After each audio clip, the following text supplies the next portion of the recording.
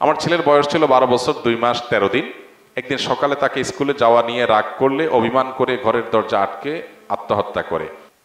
আমার বিয়ের সময় আমার স্ত্রীর বয়স কম হয়, ইসলামিকভাবে কালিমা পড়ে আমাদের বিয়ে হয়, কিন্তু বাংলাদেশের প্রচলিত আইন অনুযায়ী বিয়ের কার্যক্রম করা হয়নি। আমার বিয়ের পূর্বে আমি আমার বাবা মাকে স্পষ্টভাবে নিষেধ করেছি তারা যেন কোনো প্রকার যৌতুক গ্রহণ না করে। নিজের বেস্ট ফ্রেন্ডকে বিয়ে করা জায়েজ হবে কিনা? খ্রিস্টান মেয়েদের বিয়ে করতে কি ধর্মান্তরিত করে বিয়ে করতে হবে?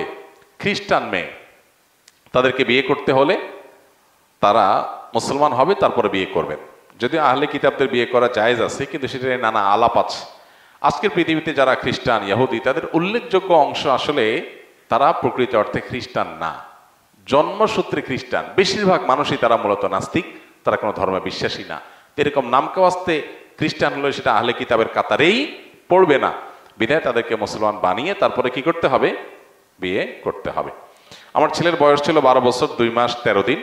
একদিন সকালে তাকে স্কুলে যাওয়া নিয়ে রাগ করলে অভিমান করে ঘরের দরজা আটকে আত্মহত্যা করে। আমার প্রশ্ন হলো, সে নাবালক ছিল কিনা, আর আমাদের বাবা মায়ের পক্ষ থেকে করণীয় কি? দেখুন, প্রথম কথা হলো যে 12 বছর বয়স হলে ছেলে বালেগ হতে পারে। নাবালেগ ছিল কিনা এটা বলা কঠিন, কারণ অনেকের দেখা যায় আজকাল ছেলে মেয়েদের একটু আগে থেকেই তারা বালেগ হয়ে যায় নানা কারণে। তো 11-12 বছর বয়সে যদি কারোর স্বপ্নদোষ হয়, শুরু হয়ে যায়, দাড়ি গোপ ইত্যাদি গজায় যায়, তাহলে সে বালেগ প্রাপ্তবয়স্ক হয়ে যায়। অতএব সে এরকম কিছু হয়ে থাকতে পারে, প্রাপ্তবয়স্ক হতে পারে। কিন্তু যেটাই হোক না কেন, অভিভাবক হিসাবে আপনাদের কর্তব্য হলো তার জন্য আল্লাহর কাছে মাফ চাওয়া, মাগফিরাত চাওয়া। সেই সাথে একটা গুরুত্বপূর্ণ বিষয় হলো, লক্ষ্য করবেন আজকাল বাবা মারা পাগল হয়ে যান, অ্যাগ্রেসিভ হয়ে যান। কি জন্য? ছেলে মেয়েকে খাওয়ানোর জন্য, পড়ানোর জন্য। আর কিসের জন্য? পড়ালেখা করানোর জন্য। নামাজ না পড়লে এত টেনশন নাই, স্কুলে না গেলে যত টেনশন। নামাজের জন্য চাপ দিছে বেশি স্কুলে যাওয়ার চাইতে, এরকম ঘটনা আপনি পাবেন না। তার মানে এগুলো সব বস্তুবাদী চিন্তা চেতনা থেকে আসছে। সন্তানের শিক্ষার কথা যদি বলেন, মানুষ করার কথা যদি বলেন, ওইটা মূলত হয় বাসা বাড়ি থেকে। শিক্ষা প্রতিষ্ঠানে যাওয়ার সাথে সেটা সম্পর্কে এতটা থাকে না। শিক্ষা প্রতিষ্ঠানে গেলে তার ভ্যালু অ্যাড হয়, সে অনেক বেশি টাকা জোগাড় করার উপযুক্ত হয়, সমাজে তার ক্যারিয়ারকে সে ভালো একটা জায়গায় নিয়ে যেতে পারে, এগুলো হয়। তো মানুষ মতো মানুষ হওয়ার সম্পর্ক বেশিরভাগ ক্ষেত্রে পারিবারিক শিক্ষার উপর নির্ভর করে। ওইটার ব্যাপারে আমাদের গুরুত্ব নেই, আমরা বস্তুবাদী চিন্তা থেকে এগুলো করি। নিজেরা হয়ে গেছি টাকা পয়সা মেশিন, ছেলে মেয়েকেও টাকা পয়সা মেশিন বানাতে চাই। আর টাকা পয়সা মেশিন হলেই মানুষ সুখী হয় না, তার প্রমাণ আপনার নিজের এই ঘটনা এবং এরকম আরো অহরহ ঘটনা। অতএব মানসিকতার পরিবর্তন খুব বেশি জরুরি।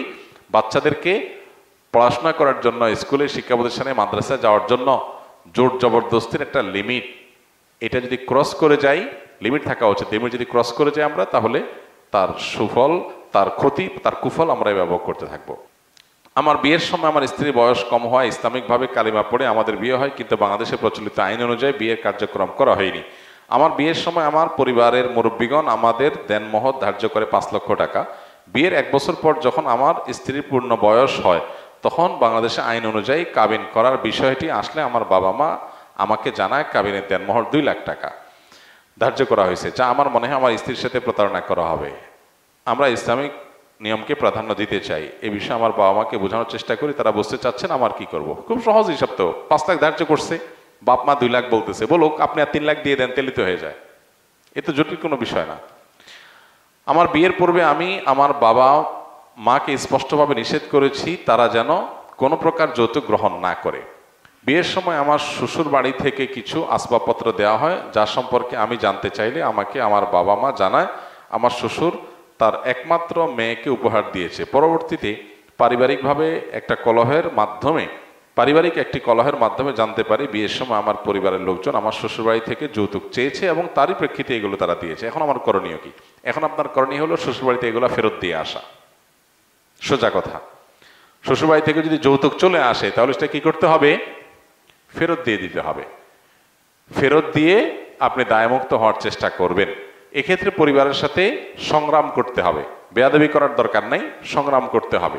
নিজের আদর্শকে কোন অবস্থাতে জলাঞ্জলি দেওয়া যাবে না, সেটা প্রয়োজনে আপনি বিভিন্নভাবে করবেন। আর যদি মনে করেন যে এখন জিনিসপত্র ফেরত দেওয়া কঠিন হবে, তাহলে এটার যে মূল্য সেটা বিভিন্নভাবে আপনি একসাথে না পারলে কিস্তিতে দিয়ে হলো পরিশোধ করে দিবেন, তারপর শ্বশুরের এগুলো ফেরত দিতে হবে, এগুলো জায়েজ নাই। এই যে কোরবানি আসছে, এখন বহুত ফকির ফাকড়া দেখবেন, নতুন নতুন ফকির ফাকড়া কিছু গজাবে, কিছু তো ফকির ভিক্ষুক তো আমাদের দেশে আগে থেকেই আছে।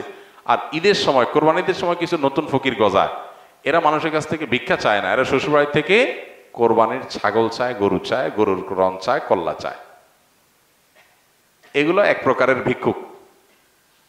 তো আল্লাহ তাআলা এই ভিক্ষুকদের অভাব দূর করে দেখ, তাদের মানসিকতা আল্লাহ সংশোধন করে দেখ।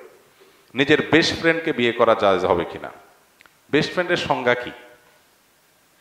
দেখেন, কোন ফ্রেন্ড, ছেলে এবং মেয়ে যাদের মধ্যে বন্ধুত্বের সম্পর্ক আছে, নাম দিয়েছেন বেস্ট ফ্রেন্ড, গুড ফ্রেন্ড বা ভালো বন্ধু। তার মানে কিছু খারাপ বন্ধু আছে। মূলত একজন ছেলে এবং একজন মেয়ে, প্রাপ্তবয়স্ক ছেলে মেয়ের সাথে যদি বন্ধুত্ব হয়, এটা কোনো যৌন আকাঙ্ক্ষা, যৌন চিন্তা ভাবনার ঊর্ধ্বে উঠে কোনো বন্ধুত্ব হলে সাধারণত মনে করা হয় যে এটা বেস্ট ফ্রেন্ড। আসলে বাস্তবে এটা কাগজে কলমে আছে, বাস্তবে এর কোনো অস্তিত্ব নাই। যদি বলেন যে বাস্তবে এরকম আছে, তাহলে বুঝতে হবে তাদের দুজনের একজন অথবা উভয় অসুস্থ, তাদের শারীরিক ট্রিটমেন্ট করতে হবে, কারণ আল্লাহ তাআলা সৃষ্টি করেছেন এভাবে। সো এই বেস্ট ফ্রেন্ড বলতে আসলে কোনো কিছু নাই। গায়রে মাহরাম সবার সাথে বিয়ে করা, আপনার যদি মাহরাম না হয় তাহলে সে আপনি নাম দেন best friend, only friend, just friend. জেনা করার জন্য বহু এরকম শব্দ আপনার জেনাকে স্বাভাবিক করার জন্য বিদেশিরা ছড়াইছে, সেটা আমাদের সমাজে চলে আসছে। বিধায় এটা বেস্ট ফ্রেন্ড না, এটা বরং ব্যাড ফ্রেন্ড। কারণ বিয়ে বহির্ভূত বন্ধুত্ব করেছেন, এটা বিয়ে হয়ে গেলে তখন হবে কি? Best friend. ওয়াইফ হয়ে গেলে তখন কি হয়ে যাবে? বেস্ট ফ্রেন্ড হয়ে যাবে ইনশাআল্লাহ। মসজিদে এক শ্রেণীর লোকদের জন্য ভাগ করা হচ্ছে কেন?